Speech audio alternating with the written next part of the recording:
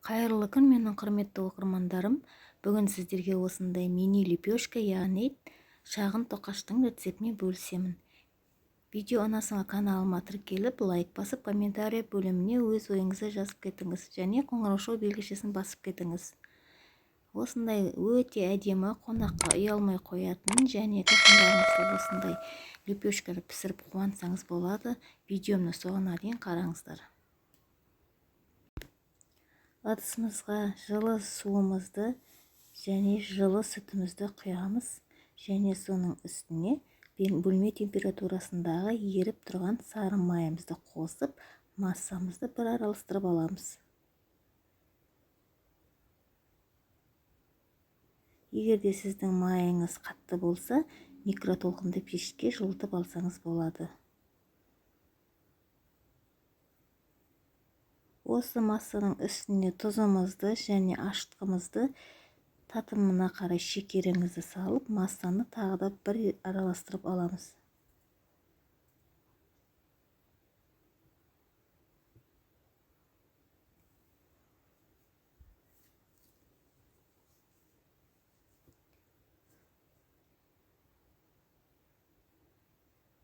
Осы массаның үстіне електен өткізілген ұнымызды саламыз. Ұнды сіздер бөліп салсаңыздар болады. Осылай жұмсақ қамыр илеп аламыз. Қамыр қолға жабысатындай болады, одан ешқандай да қорықпаңыздар. Егер қамырыңыз жұмсақ болса, сіздің де нандарыңыз өте әдемі жақсы шығады. Міне осылай қамырымыздың барлығын біріктіріп алдық. Енді қолымызды сұйық маймен майлап, тестомыздың үстін басып шығамыз.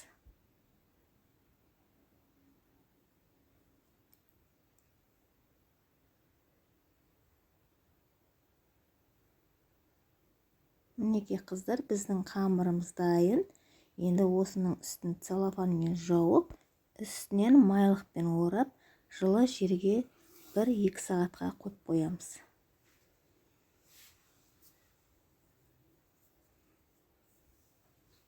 Қазақша каналының дамуына өз үлесімді қосамыз десеңіз, менің каналыма тіркеліп, лайк басып, комментарий бөліміне өз ойыңызды жазып қалдырып кетіңіз.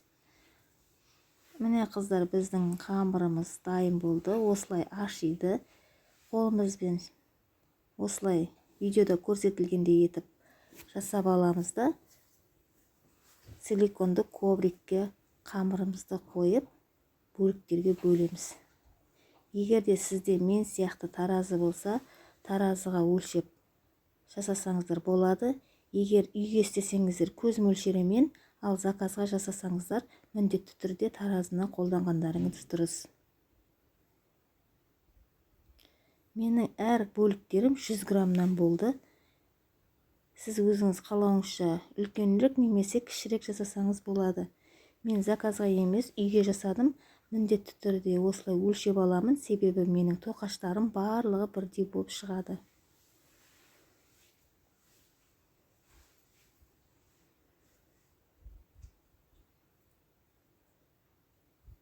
Бұл нанды 5-тің шайына немесе азанғылық жасап берсеңіздер, жақсы желінеді. Себебі біздің тоқашымыз өте дәмді болып шығады.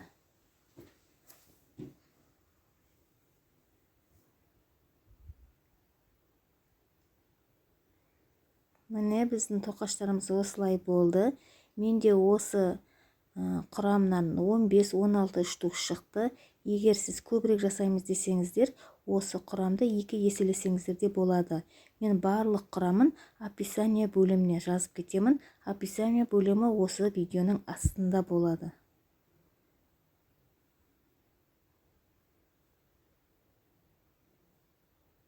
Осылай домалақтап алып, табамызға арасын алшақ етіп орналастырып аламыз. Себебі біздің қамырымыз көтерілгендіктен бір-біріне жабысып қалуы мүмкін.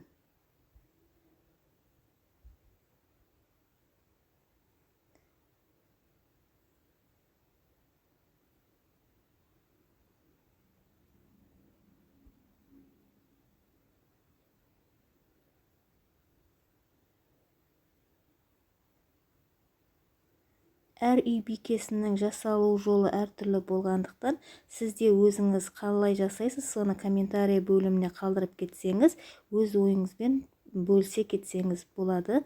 Мен міндетті түрде комментарий бөлімін оқимын. Міне қыздар, бізде осылай шықты. Енді осыны қайтадан целлофанмен 15-20 минутқа көтерілдіріп қоямыз. Міне қыздар, біздің қамырымыз жаңағыдан 2 есе үлкейді. Енді осыны біз саусақтың көмегімен осылай ортасын басып шығамыз.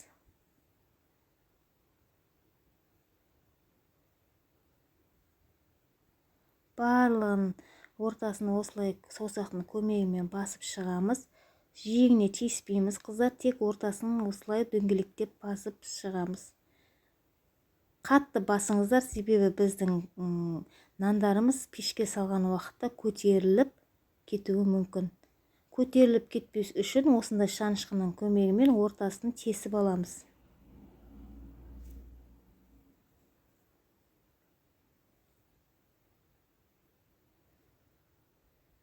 Осылай үйлеріңізге жасап берсеңіздер, сіздердің нандарыңыз өзбектің нандарынан кем болмайды. Енді осылай тесіп болғаннан кейін жұмыртқаның сарысына кішкене сүт қосып араластырып, осы нандарымыздың бетіне жағып, үстіне қалауынша мак немесе күнжіт сепсеңіздер болады. Міне біздің нанымыз дайын. Енді осыны 180 градуста 20-25 минут пісіріп аламыз. Қыздар, міне біздің мини лепешкамыз осылай әдемі қып-қызыл болып пісті. Өте дәмді көрінеді. Егер ұнаса, каналыма жазылып, лайк басып, комментарий бөліміне өз ой пікіріңізді қалдырып кетіңіз. Сіздермен болған Кәмшат, келесі видеомда кездескенше сау болыңыздар.